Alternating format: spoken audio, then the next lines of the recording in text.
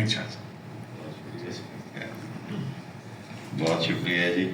سب سے پہلے تو وقار صاحب کا اور نوشین آپ کا بہت شکریہ کہ یہ اتنی خوبصورت تقریب آپ نے سجائی, اور آپ کا بھی کہ آپ کی وجہ سے ہم سارے یہاں جمع ہیں. جب اس ناول میں بات ہو رہی تھی اور کہے تھے کہ اس میں ذمہ داروں کا تعین بھی ہو رہا تھا کہ ان 7 دہائیوں میں 7.5 دہائیوں میں ہم کن کی وجہ سے یہاں تک پہنچے اس کہانی کے ذریعے, تو مجھے یوں لگا جیسے ہم بھی اس میں کچھ شریک تھے.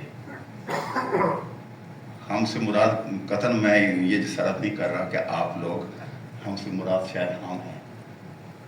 تو ایسا ہے وہ, بلکہ تو ہمارے مسعود مفتی صاحب تو باقاعدہ اس کی انہوں نے دفاع کیا تھا بیوروکریسی کا, اور انہوں نے 2 مینار ایک کتاب لکھی تھی اور کہا تھا کہ یہ دیکھیں ایوب خان کے زمانے تک تو یہ بیوروکریسی بڑی اچھی چلتی رہی, اس کے بعد ان کو تباہ کیا گیا اور پھر ان سے وہ کام کرائے گئے جو نہیں کیے جانے چاہیے تھے. تو ظاہر ہے ان کو تباہ کرنے والوں میں ملا اور ملٹری اور آپ کہہ لیں اور بھی اس میں جو سیاستدانوں کا وہ گروہ جو آپ جس کی طرف انہوں نے یہاں اس ناول کے اندر بہت زیادہ اشارہ کیا ہے وہ تھے. اب یہ دیکھیے کتنی تلخ سی باتیں ہیں جو ناول کا حصہ ہو گئی, اور یہ ناول کا حصہ بنانے کے لیے ان تلخ باتوں کو انہوں نے ایک سے زیادہ قرینے برتے ہیں اس ناول کے اندر. ایک قرینہ تو فیکشن اور فکشن کا ہے, کہیں یہ فیکشن کی طرف چلے جاتے ہیں, فیکٹس کو لے کے آتے ہیں اور اس کے آگے ایک دھند سی پیدا کرتے ہیں اور اسے فکشن کی طرف لے جاتے ہیں. کہیں آپ یہ دیکھیں یہ داستان کا طریقہ اختیار کرتے ہیں اور داستانوی انداز میں دیکھنے ببول کا درخت بھی آپ کے یہاں آتا ہے اور وہ پوری آپ کے اس کے ساتھ جوڑ کے وہ اس پوری تہذیب کو دیکھنا چاہتے ہیں.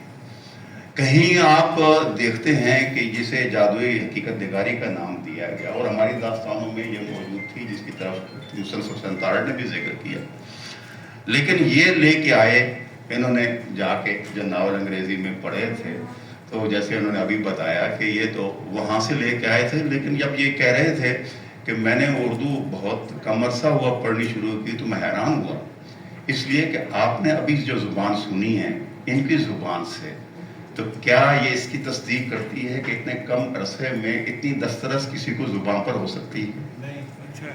تو اب میں نے جب یہ ہوا یہ تھا, انہوں نے وہ واقعہ نہیں سنایا کہ کہہ تو رہے تھے کہ میں نے سب سے پہلے مٹی آدم کھاتی ہے پڑھا میرے ناول کے بارے میں انہوں نے کہا, لیکن انہوں نے وہ واقعہ نہیں سنایا کہ وہ کیسے پڑھا. تو انہوں نے وہ ایک تقریب میں ہم جب جیلم گئے ہوئے تھے تو وہاں یہ بتایا کہ یہ حسن نثار صاحب کے پاس چلے گئے کسی طرح. اب یہ نہیں جانتے کہ حسن نثار صاحب نے ایک زمانے میں میرے خلاف بڑا بھرپور قسم کا کالم لے کر تھا جس سے جو کچھ وہ کہنا چاہتے تھے انہوں نے کہا تھا اس میں, اور وہ بھی ایک غلط فہمی کی بنیاد پہ, حالانکہ وہ تصدیق کر سکتے تھے اور انہوں نے نہیں کی تھی. لیکن خیر میں حیران ہوا جب انہوں نے یہ کہا کہ وہ اٹھے اور انہوں نے اٹھ کے میرا ناول نکال کے ان کو دیا اور کہا کہ یہ پڑھے. تو مجھے حیرانی اس بات پہ ہوئی تھی کہ یہ کیسے ہو سکتا ہے کہ میرا ناول ان کے پاس موجود ہو اور وہ انہیں پڑھنے کے لیے کہیں. دیکھیے لکھنے والے سول سروس سے بہت بہت آئے, جس کی طرف ابھی اشارہ شکیل جازب کر رہے تھے. قدرت اللہ شہاب کا انہوں نے ذکر کیا, اور شہاب صاحب کے بارے میں ہم لکھنے والے 2 طرح کے ہیں. ایک تو وہ ہیں جو کہتے ہیں کہ کیا کہنے, اور ایک وہ جو ہے کہتے ہیں کہ بھائی اس میں بہت کچھ ملاوٹ ہے, سچ کم ہے, حقیقت جو ہے وہ کم ہے اور فسانہ زیادہ ہے. میں نے بھی ان کے جو شہاب نامہ ہے اسے ایک فکشن کی کتاب کے طور پہ پڑھا, تو ظاہر فکشن کی کتاب پڑھتے ہوئے یہ آدمی بہت کچھ یقین کر لیتا ہے کہ جو کچھ کہا جا رہا ہے صحیح ہے. اس لیے کہ جب آپ کے پاس طاقت ہوتی ہے, جب آپ کو راستہ دکھانے کا موقع ملتا ہے, جب آپ کے پاس اختیار ہوتا ہے, اور جب آپ اس وقت صحیح راستہ نہ دکھا سکیں تو پھر اس کے بعد آپ جو مرضی کہتے رہیں, چاہے آخر میں دعائیں ہی کیوں نہ ڈال دیں, اس کی تاثیر جو ہے وہ نہیں رہتی جیسے رہنا چاہیے. بہت اچھے. مختار مسعود ہمارے بہت بڑے لکھنے والے, اور کیا خوبصورت ان نثر کی کتابیں تھیں، اور ان کی باتوں پہ ہمیں یقین بھی آتا ہے، اور وہ جس طرح لکھ رہے ہوتے ہیں، جس خوبصورتی سے لکھ رہے ہوتے ہیں.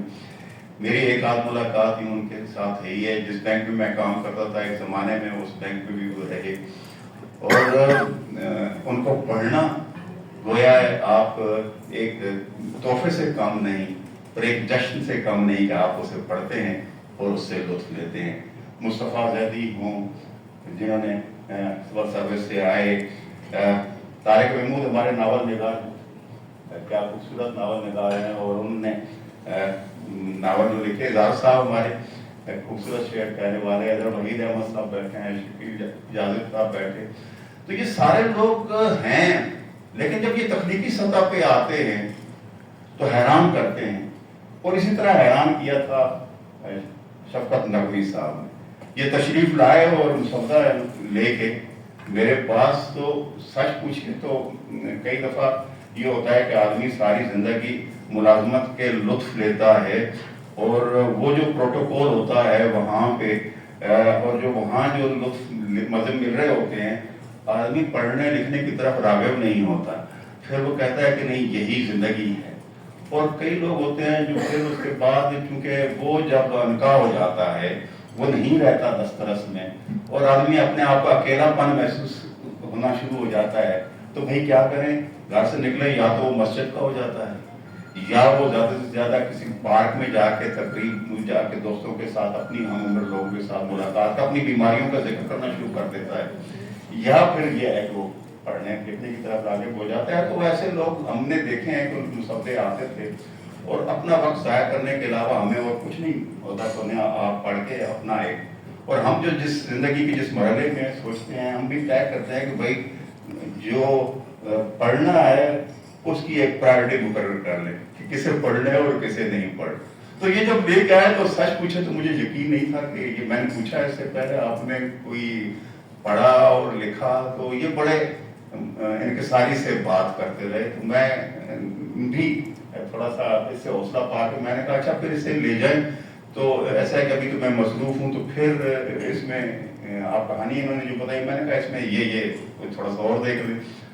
تو میں نے چلا گیا. لیکن اتفاق یہ کہ جب پھر انہوں نے مسودہ مجھے بھیج دیا اور میں نے پڑھ لیا تو مجھے حیرت ہوئی، اور مجھے یقین آیا کہ نہیں، یہ آدمی کوئی عام آدمی نہیں ہے، اور یہ کوئی شوقیہ لکھنے والا نہیں ہے، اور یہ وقت گزاری کے لیے لکھنے والا نہیں ہے. یہ اپنے دل سے لکھتا ہے، جو دل زخموں سے چور چور ہے. آپ یہ 7 دہائیوں کا قصہ جو انہوں نے لکھا ہے، تو ابھی ظفر حسن رضا صاحب نے بڑا تنقیدی مضمون، بڑا مزے کا لکھا، اور انہوں نے ایک جگہ پہ کہا کہ یہ پتہ نہیں 7 جنم کیا ہوتے ہیں، اور پھر انہوں نے کہا کہ بلی کے اتنے 9 جنم ہوتے ہیں، اور کبھی کتے کے کتنے ہوتے ہیں.